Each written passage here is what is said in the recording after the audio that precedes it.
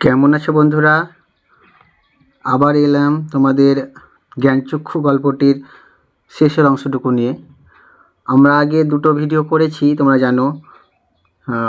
দুটো ভিডিওতে তোমরা যারা যারা দেখোনি তারা দেখে নিও। আর যারা দেখেছো তারা তো বুঝতেই পারছো, তোমাদের হোম টাস্কে যেগুলো বলেছিলাম প্রশ্নগুলো করতে, আশা করছি করেছো।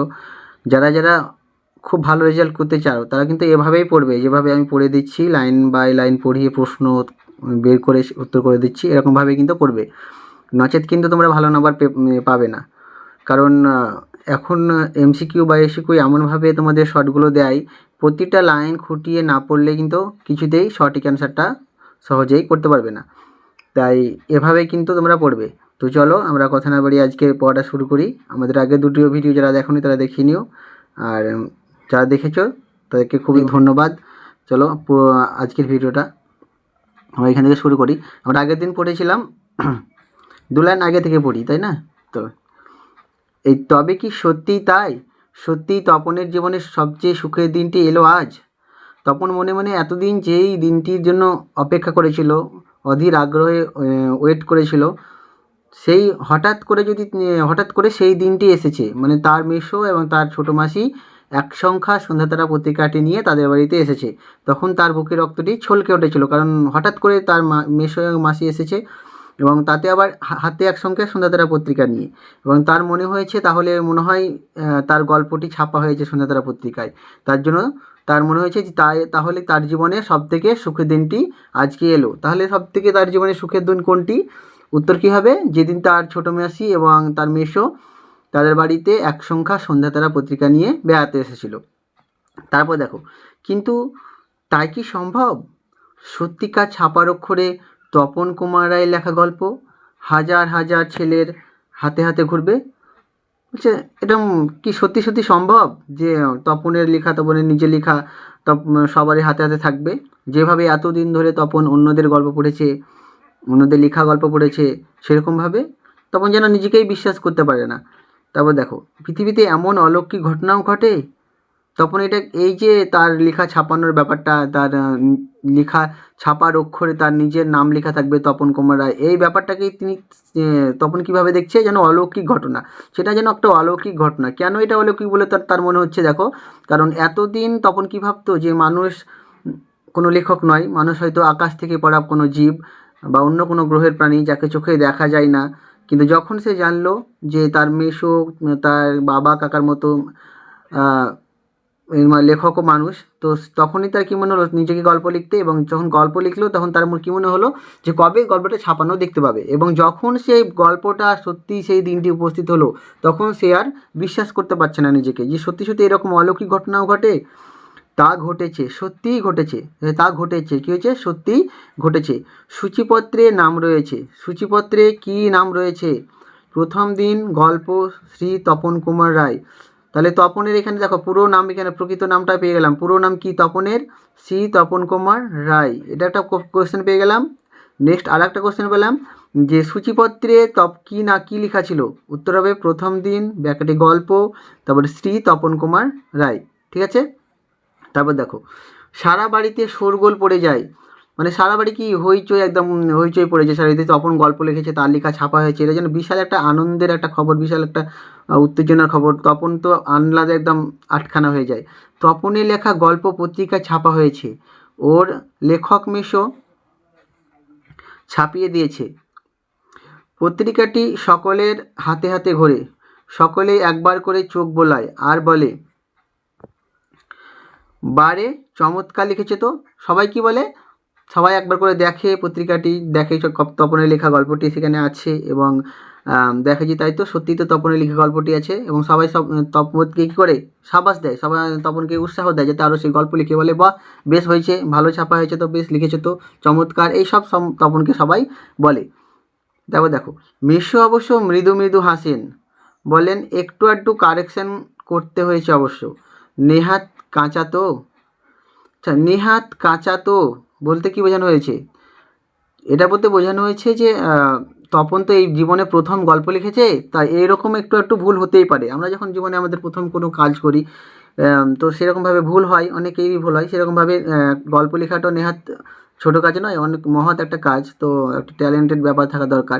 তো সেখানে ভুল হতেই পারে, তো নিহাতি একটু কারেকশান করতে হয়েছে, সে একটু আধটু কী হতে হয়েছে, কারেকশান করতে হয়েছে অবশ্য, নাহলে বেশ ভালোই হয়েছে, নেহাত কাঁচা তাই জন্য।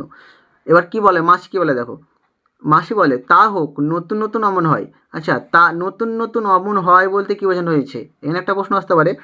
উত্তর কী হবে, যে প্রথম গল্প লিখলে একটু একটু ভুলভাল হয়, এটাকেই কিন্তু তার মাসি বলতে চেয়েছি, যে নতুন নতুন অমন হয়। ক্রমশ ও কথাটা ছড়িয়ে পড়ে, এখানে একটা প্রশ্ন হবে আবার দেখো, ক্রমশ কোন কথাটা ছড়িয়ে পড়ে, ক্রমশ তপনের গল্প ছাপা হওয়ার কথাটা ক্রমশ ছড়িয়ে পড়ে, যে তপন গল্প লিখেছিল সেই গল্পটা সন্ধ্যা তারা পত্রিকায় ছাপা হয়েছে, সেই কথাটা ক্রমশ ছড়িয়ে পড়ে।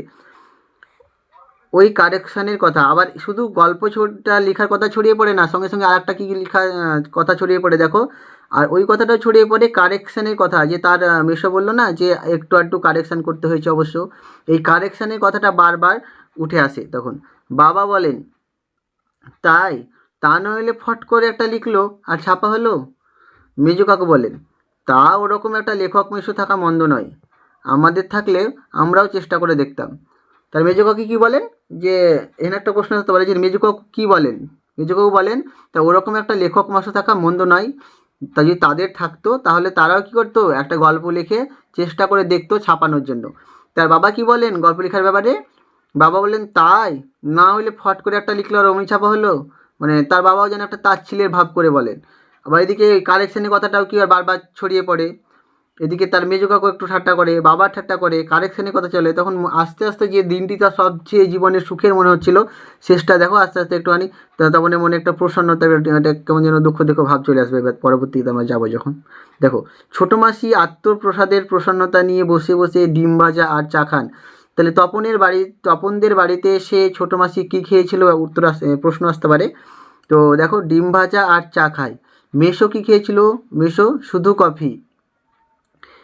আজ আর অন্য কথা নেই, শুধু তপনের গল্পের কথা আর তপনের নতুন মেসোর মহত্বের কথা। বেশি বেশি করে কোন কথা হচ্ছিল, তপনের মেসোর মহত্বের কথা আর তপনের গল্পের কথা। উনি নিজে গিয়ে না দিলে কি আর সন্ধ্যা তারার সম্পাদক তপনের গল্প করে আঙুল দিয়ে ছুঁয়ে দিয়েছ তো। এই যে কথাটা দেখো, উনি গিয়ে যদি না যেতেন, উনি কে, উনি তপনের মেসো, নিজে গিয়ে যদি না যেতেন, যদি তপনের মেসো নিজে গিয়ে যদি না দিয়ে আসতেন, তাহলে সন্ধ্যা তারার সম্পাদক, মানে যিনি পত্রিকার সম্পাদনা করেন তিনি তপনের গল্পটা কী করতেন না, কড়ি আঙুল বলতে গেলে আমরা কড়ি আঙুল দিয়েও ছুঁয়ে দেখতো না, বলে না, তো সেই কথা কড়ি আঙুল দিয়েও কী করতো না, ছুঁয়ে দেখতো না। তাহলে এখানে ব্যাপারটা কী দাঁড়ালো, আমার এই দাঁড়ালো না যে তপনের মেসো ছিল বলেই তপনের গল্পটা ছাপানো হয়েছে, না হলে তার গল্পটা ছাপানোই হতো না, এই যে একটা বড় কথা।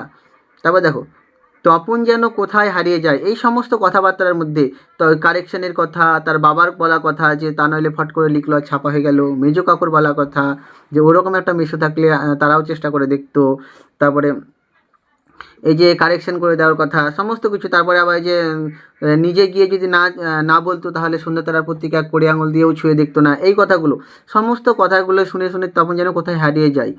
গল্প ছাপা হলে যে ভয়ঙ্কর আহ্লাদটা হবার কথা, মানে এতদিন যে অধীর আগ্রহে তপন ওয়েট করেছিল, অপেক্ষা করেছিল যে গল্প ছাপা হলে তার বিশাল একটা রকম একটা আনন্দ হবে, বিশাল সে একদম মজা পাবে, তার গল্প সবারই হাতে, হাজার হাজার লোকের হাতে হাতে ঘুরবে, সবাই তপনের গল্পটা পড়বে, সবাই নাম করবে তপন লেখক হয়ে গেছে, এই যে একটা বিশাল একটা ব্যাপার, তার একটা ছোট একটা মনে কল্পনার একটা জাল বনেছিল, সেটা আস্তে আস্তে কিন্তু সেই জালটা ছিঁড়তে থাকে, সে ভয়ঙ্কর যে আনন্দ হওয়ার কথাটা সেটা কিন্তু কমতে থাকে। তপন যেন কোথায় হারিয়ে যায় এসব কথার মধ্যে, গল্প ছাপা হলে যে ভয়ঙ্কর আহ্লাদটা হওয়ার কথা সেটা সে আর তখন খুঁজে পায় না। অনেকক্ষণ পরে মা বলেন, কই, তুই নিজের মুখে একবার পড় তো শুনি, পড় তো তপন শুনি। অনেকক্ষণ সব যখন আলোচনা চলছে কারেকশানের কথা, তার মিশর মহত্বের কথা, সমস্ত কথা, তখন তার মা কি বললো, যে কই তপন, তুই তো লিখেছিস, তা তোর নিজের মতো করে একবার পড়ে শোনা তো দেখি। বাবা তোর পেটে পেটে এত, সে তপনের মাও কি বলে যে তোর পেটে পেটে এত, মানে তুইও গল্প লিখতে পারিস, তুইও অনেক গল্প লিখেছিস, ছাপাতে দিয়েছিস, বাবা তা তো জানতাম না, এইসব আর কি। এতক্ষণে বইটা নিজের হাতে পায় তপন, মানে এতক্ষণ ধরে শুধু তপন মন দিয়ে সবাই পড়েছে, সবাই প্রশংসা করেছে, তার মাঝে তার মেশোর মহত্বের কথা প্রচার করেছে, কিন্তু তপনই কিন্তু গল্পটা পায়নি। তো তখনই এতক্ষণ যখন তার মা বলে যে ঠিক আছে, সবাই যখন এত কিছু বলছে বা গল্পটার কথা, তো তুই নিজে একবার গিয়ে পড় তো দেখি। মা বলেন কই পড়, লজ্জা কি, পড় সবাই শুনি। যে তুই তো নিজেই লিখেছিস, সবাই লজ্জা কিসে, তাহলে পড় দেখি, সবাই শুনি, সবাই বসে আছি আমরা, দেখি কেমন করে পড়িস বা কীরকম লিখেছিস তো দেখি। তারপর দেখো, তপন লজ্জা ভেঙে পড়তে যায়, কেশে গলা পরিষ্কার করে।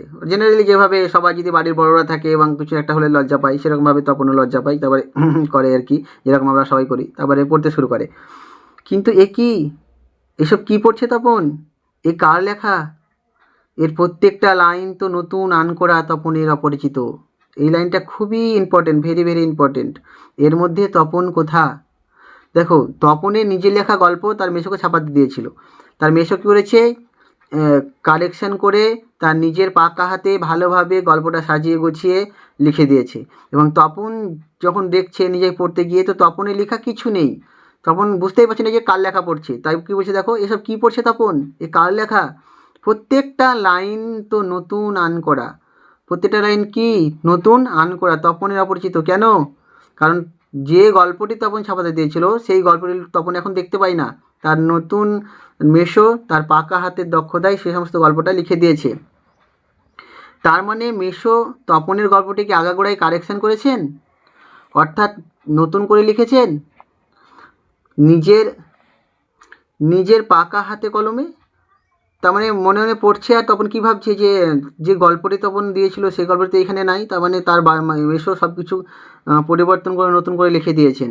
তপন আর পড়তে পারে না, কষ্টে তপন আর কি পড়তে পারে না, বোবার মতো বসে থাকে।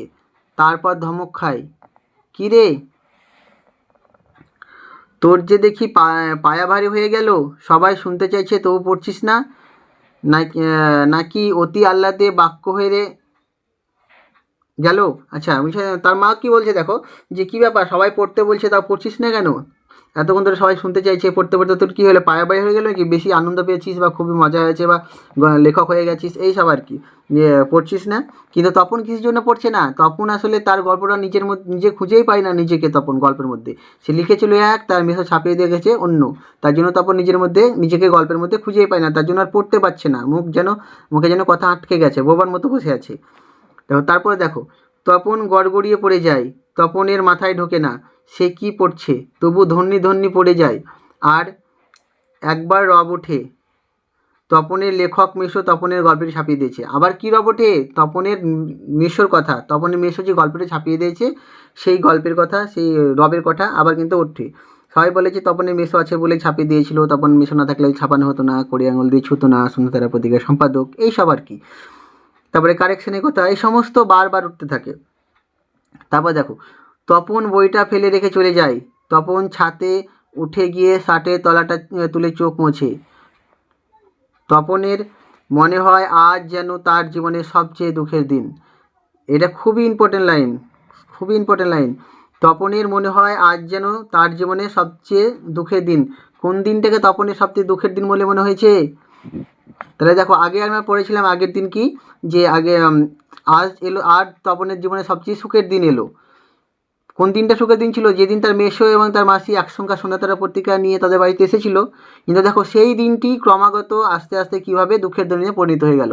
তাহলে এখান থেকে তোমাদের প্রশ্ন কিন্তু আসে পরীক্ষায়, ভেরি ভেরি ইম্পর্টেন্ট, এবছর মাধ্যমিক 2026 আসতেই পারে। দেখো যে আজ তপনের মনে হয় আজ যেন তার জীবনে সবচেয়ে সুখের দিন, কোন দিনটির কথা বলা হয়েছে, কিভাবে সেই দিনটি দুঃখের দিনে পরিণত হলো, বা তপনের সুখের দিন। আবার যদি ওই প্রশ্নটা পড়ে, ওই লাইনটি যে আজ যেন তপনের জীবনে সবচেয়ে সুখের দিন, কোন দিনটির কথা বলা হয়েছে, সুখের দিনটি কিভাবে দুঃখে পরিণত হয়েছিল, এইরকম একটা প্রশ্ন আসতে পারে। এই লাইনটা আর ওই লাইনটা খুবই ইম্পর্টেন্ট, মোস্ট ইম্পর্টেন্ট একদম এই লাইনগুলো। দেখো এখানে কিন্তু বড় প্রশ্ন আসবে, সুতরাং তোমাদেরকে এখানে কী লিখবে, প্রথম থেকে যে তপনের মেসো আর মাসি আসা থেকে শুরু করে এই অবধি কিন্তু লিখতে হবে, দুঃখের দিনটা শুরু হওয়ার পর্যন্ত, ঠিক আছে। দেখো কেন তা জানে না তপন। কেন দুঃখের দিন হয়ে গেল অত সুন্দর সুখের দিনই, তপন কিন্তু তার ভাষায় প্রকাশ করতে পারবে না, জানে না। কিন্তু দেখো তার চোখ দিয়ে জল পড়ছে, সে তার শার্টের তলাটা তুলে কিন্তু চোখ মুছছে। যে গল্পটা এত আশা করে তপন ছাপা দিয়েছিল তার মেসোকে, সেই গল্পর আগাগোড়া সব কিছু পরিবর্তন করে তার মেসো ছাপিয়ে দিয়েছে নিজে কিন্তু হাতে। শুধু এই দুঃখের মুহূর্তে গভীরভাবে সংকল্প করে তপন। আচ্ছা, এখানে এই লাইনটাও খুব ইম্পর্টেন্ট। শুধু এই দুঃখের মুহূর্তে গভীরভাবে কী সংকল্প করে তপন। দেখো কী সংকল্প, দেখো পরের লাইনে দেখো, পরে দেখো, যদি কখনো লেখা ছাপাতে দেয় তো তপন নিজে গিয়ে দেবে, নিজের কাঁচা লেখা ছাপা হয় হোক না হয় না হোক। দেখো তপন এত দুঃখ কষ্ট পেয়েছে যে নিজে নিজে সিদ্ধান্ত নিয়েছে যে যদি সে কখনো গল্প ছাপাতে দেয় তাহলে সে তার গল্প নিজে গিয়ে ছাপাতে দেবে, তাতে লেখা হয় হোক না হয় না হোক। তপনকে যেন আর কখনো শুনতে না হয় অমুক তপনের লেখা ছাপিয়ে দিয়েছে। তপনকে কি শুনতে যেন না হয় যে অমুক, অমুক বলতে গেলে কে, তপনের মেসো, তপনের লেখা ছাপিয়ে দিয়েছে। আর তপনকে যেন নিজের গল্প পড়তে বসে অন্যের লেখা লাইন পড়তে না হয়। আর তার চেয়ে দুঃখের কিছু নেই, তার থেকে অপমানের। তার থেকে দুঃখের কিছু নেই, তার থেকে অপমানের বলতে কী বোঝানো হয়েছে, দেখো নিজের লেখা পড়তে বসে যদি অন্যের লেখা পড়তে হয় তো তার থেকে দুঃখ বা অপমানের কিছু নেই বলে তপন মনে করে। তোমাদের এখানে শেষ হলো। যদি কারো বুঝতে অসুবিধা হয় আমাকে কমেন্ট করো, আর যদি পছন্দ হয় সাবস্ক্রাইব করো, লাইক করো, বন্ধুদেরকে শেয়ার করো বেশি বেশি করে। আর যারা যারা আরও গল্প বা কবিতা এরকমভাবে আমাদের কাছে বুঝতে চাও লাইন বাই লাইন, তো আমাকে কমেন্ট করে জানাও তোমাদের কোন গল্পটা বা কোন কবিতাটা অসুবিধা, আমি তোমাদেরকে সেই গল্পটা ভিডিও তৈরি করে দেবো। খুব ভালো থাকো।